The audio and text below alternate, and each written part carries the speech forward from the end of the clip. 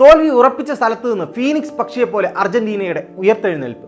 അറ്റ്ലാന്റയിൽ ഈജിപ്തിനെതിരെ നടന്നത് ലോകകപ്പ് ചരിത്രത്തിലെ തന്നെ ഏറ്റവും വലിയ ത്രില്ലറുകളിൽ ഒന്നാണ്.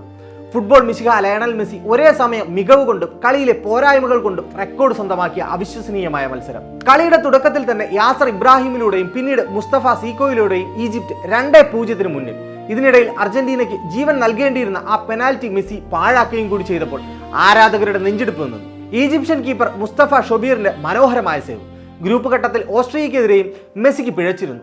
ഇതോടെ ഒരൊറ്റ ലോകകപ്പിൽ തന്നെ 2 പെനാൽറ്റികൾ പാഴാക്കുന്ന ചരിത്രത്തിലെ ആദ്യത്തെ താരമെന്ന നാണക്കേടും ലോകകപ്പിലെ ഏറ്റവും കൂടുതൽ പെനാൽറ്റി നഷ്ടപ്പെടുത്തിയ താരമെന്ന റെക്കോർഡ് മെസ്സിയുടെ പേരിലായി. എന്നാൽ അവിടെ വീഴാൻ മിശിഹ തയ്യാറായിരുന്നില്ല. കളി തീരാൻ വെറും 11 മിനിറ്റ് മാത്രം ബാക്കി നിൽക്കെ അർജന്റീനയുടെ തിരിച്ചടി തുടങ്ങി. 79-ാം മിനിറ്റിൽ ക്രിസ്ത്യൻ റൊമേറോയ്ക്ക് ഗോളിന് വഴിയൊരുക്കി മെസ്സി തന്റെ മാന്ത്രികത പുറത്തെടുത്തു. ഈ ഒരൊറ്റ അസിസ്റ്റിലൂടെ ഇതിഹാസ താരം ഡിഗോ മറഡോണയുടെ 8 അസിസ്റ്റുകൾ എന്ന ലോകകപ്പ് റെക്കോർഡ് മെസ്സി പഴങ്കഥയാക്കി. പിന്നാലെ 83-ാം മിനിറ്റിൽ ഈ ടൂർണമെന്റിലെ തന്റെ 8ാം ഗോൾ നേടി മെസ്സി അർജന്റീനയെ സമനിലയിലെത്തിച്ചു. ലോകകപ്പിൽ 21 ഗോളുകൾ തികയ്ക്കുന്ന ആദ്യ താരം, ഒപ്പം തുടർച്ചയായ 9ാം ലോകകപ്പ് മത്സരത്തിലും ഗോൾ നേടുന്ന ഏക താരം.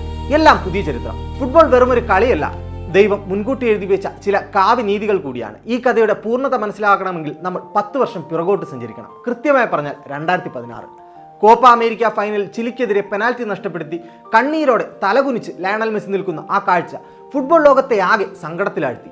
ദേശീയ ടീമിലെ എൻ്റെ യാത്ര അവസാനിച്ചു എന്ന മെസ്സിയുടെ വിരമിക്കൽ പ്രഖ്യാപനം അർജന്റീനിയൻ ജനതയുടെ നെഞ്ചിലേക്ക് ഇടുത്തി പോലെയാണ് വന്നു വീണത്. ലോകം മുഴുവൻ മെസ്സിയെ വിമർശിച്ചപ്പോൾ അർജന്റീനയിലെ ബ്യൂണസ് അയേഴ്സിലിരുന്ന് 15 വയസ്സുകാരനായ ഒരു പയ്യൻ തൻ്റെ ഫേസ്ബുക്കിൽ എഴുതി, ലയണൽ, നിങ്ങൾക്ക് ഇഷ്ടമുള്ളത് ചെയ്യുക, പക്ഷേ ദയവായി ടീമിൽ തുടരുന്നതിനെ കുറിച്ച് ചിന്തിക്കുക. നമ്മൾ വെറും സാധാരണക്കാരാണ്. നിങ്ങളുടെ കാലുകളിലെ മാന്ത്രികത ഞങ്ങൾക്ക് ഒരിക്കലും കാണാൻ കഴിയില്ല. നിങ്ങളെ വിമർശിക്കാൻ ഞങ്ങൾക്ക് എന്ത് യോഗ്യത? ദയവായി നിങ്ങൾ ഞങ്ങൾ വിട്ടു പോകരുത്. ലോകത്തെ മുഴുവൻ കരയിപ്പിച്ച ആ കത്തെഴുതിയത് മറ്റാരുമായിരുന്നില്ല, ഇന്നത്തെ അർജന്റീനിയൻ സൂപ്പർ താരം സാക്ഷാൽ എൽസോ ഫെർണാണ്ടസ് ആയിരുന്നു. തന്റെ ആരാധനാപാത്രത്തെ വീണ്ടും കളിക്കളത്തിൽ കാണാൻ കൊതിച്ച ആ കൊച്ചു പയ്യന്റെ പ്രാർത്ഥനയായിരുന്നു ആ കത്ത്. വർഷങ്ങൾ കടന്നുപോയി. ആ 15 വയസ്സുകാരൻ പയ്യൻ വളർന്ന് മെസ്സിക്കൊപ്പം അർജന്റീനിയൻ ജേഴ്സി അണിഞ്ഞു. 2022 അവർ ഒരുമിച്ച് ലോകകപ്പ് നേടി.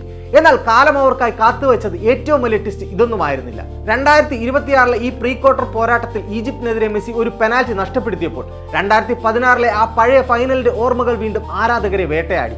അന്ന് പെനാൽറ്റി നഷ്ടപ്പെട്ടപ്പോൾ മെസ്സി തനിച്ചായിരുന്നു. അവൻ തകർന്നു പോയിരുന്നു. പക്ഷേ ഇന്ന് 10 വർഷങ്ങൾക്കിപ്പുറം അവൻ തനിച്ചല്ല. മത്സരത്തിന്റെ ഇഞ്ചുറി ടൈമിൽ സമനിലയിലേക്ക് നീണ്ടുകൊണ്ടിരുന്ന കളിയിൽ പെനാൽറ്റി നഷ്ടപ്പെടുത്തിയ തന്റെ നായകന് വേണ്ടി, അർജന്റീനയ്ക്ക് വേണ്ടി എൽസോ ഫെർണാണ്ടസ് ആ വിജയ ഗോൾ നേടി. അതെ, 10 വർഷം മുൻപ് തന്റെ ഹീറോയെ ഫുട്ബോളിലേക്ക് തിരികെ കൊണ്ടുവരാൻ കത്തെഴുതിയ അതേ പയ്യൻ ഇന്ന് ലോകകപ്പ് വേദിയിൽ ആ വിജയഗാഥകളിലൂടെ തന്റെ നായകന്റെയും രാജ്യത്തിന്റെയും രക്ഷകനായി മാറിയിരിക്കുന്നു. ഫുട്ബോൾ ചരിത്രത്തിൽ ഇതിലും മനോഹരമായ മറ്റൊരു തിരക്കഥ ഇനി പിറക്കാനില്ല.